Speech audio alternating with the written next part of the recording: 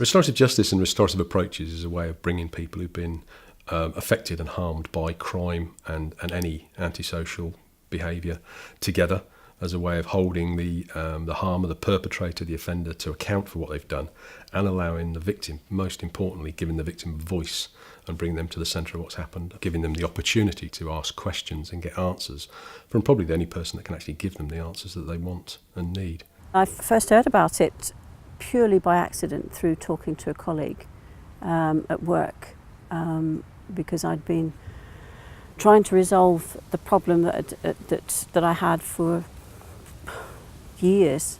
She recognised that her daughter-in-law, who was in the police, could possibly have an angle that I could go through, and that's where it started.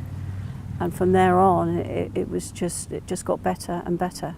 I wanted the apology initially, and I got more than that. I got the apology. He heard how it affected me before he'd had all the control, and I left that room with the control in my court, so to speak.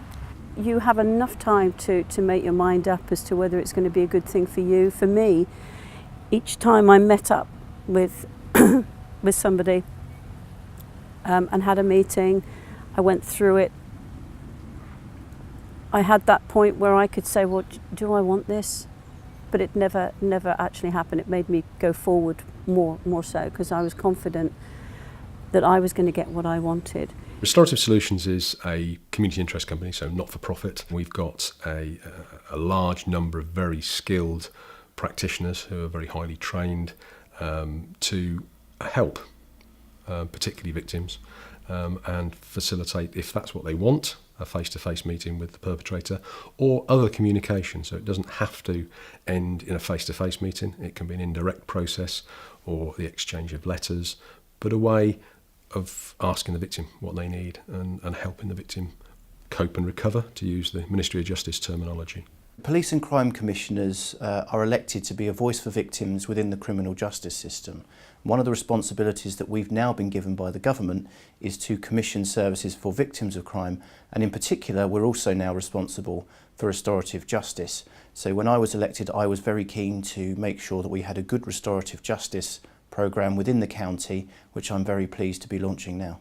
This is a means of victims holding offenders to account and offenders understanding the impact that their decisions have had on victims of crime, particularly vulnerable people. This isn't a soft option, this isn't a way out, this is a way of making sure that there is some accountability within the criminal justice system for the victim.